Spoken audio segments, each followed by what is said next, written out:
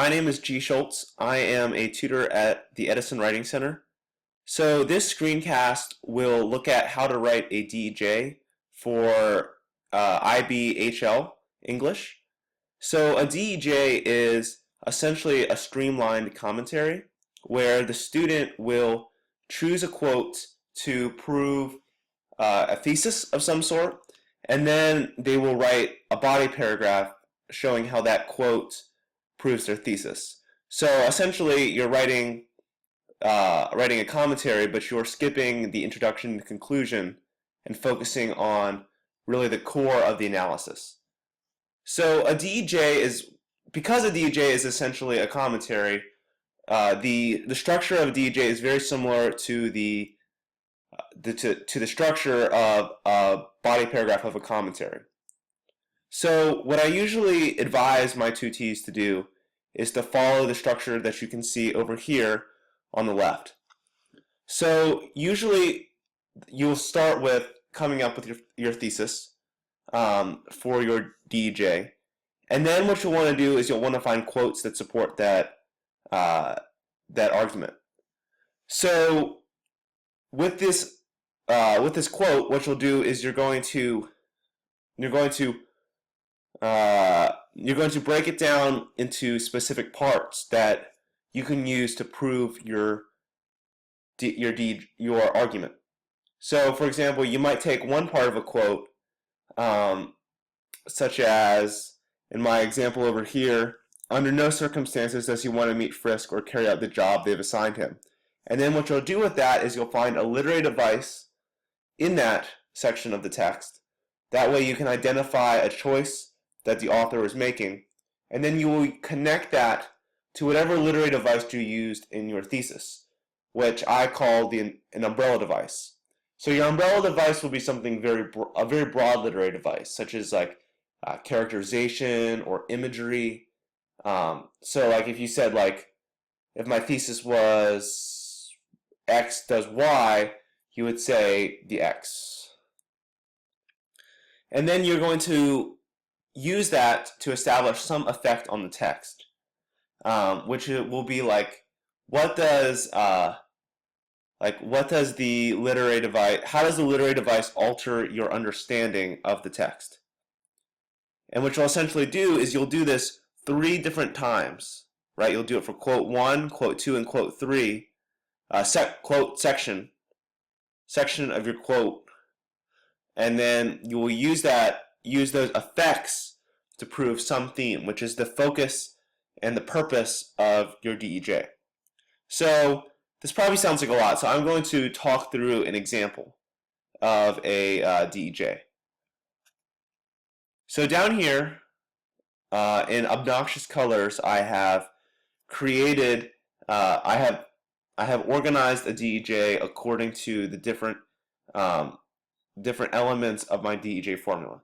And these are essentially all the things that need to be there. So as you can see, my first paragraph is the topic sentence right here. So I said, in his novella Man in the Dark, Paul Auster characterizes Brick as defiant to suggest that people must preserve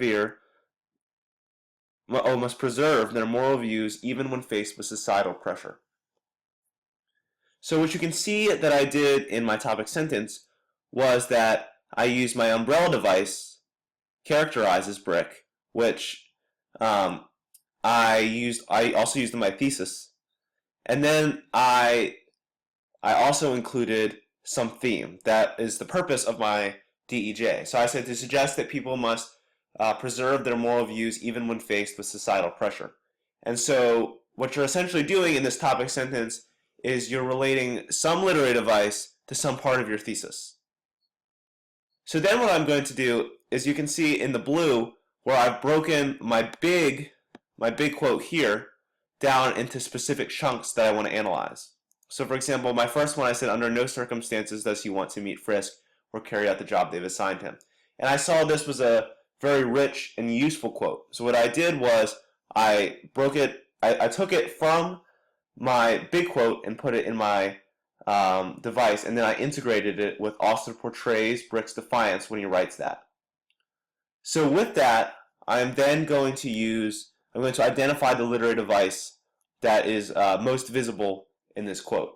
So in this example, I would say that it's sort of like an uncompromising diction, because under no circumstances does not leave a lot of compromise. So what I would do is I would identify that literary device, which is the first step of analyzing a quote.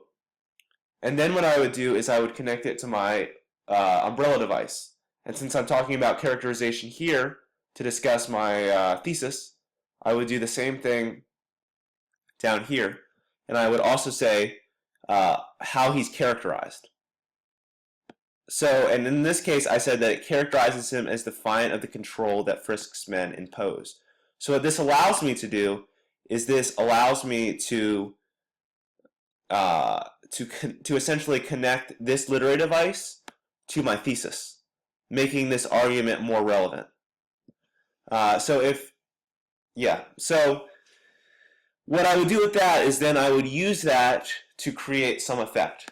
Okay, and I would say this allows Auster to demonstrate how, despite pressure to conform, Brick holds steadfast to his morals. Okay, so what I've done here is I've shown essentially the effect of this umbrella device on our understanding of Brick, which allows us to bridge this literary device towards our theme, because it shows what this character in the text represents. So what I would do in my DEJ is then I would discuss different sections of the text. As you can see here, quote 1, quote 2, quote 3. I would do the same. I would follow the same structure, right? So here I used another quote where I said Brick already has his own set of principles, and I integrated it with a little bit of plot summary and just he claims. So, and then I identified how he's using juxtaposition, and then I showed the effect is that it shows that Brick opposes the plan because they want him to deviate from his morals. So, or this would be your umbrella device, and then this would be the effect, right? Because this is essentially characterization. And then I would do the same structure again, probably for one more quote, so that I could. Usually, you need about 3 sections of your quote to truly unpack quotation.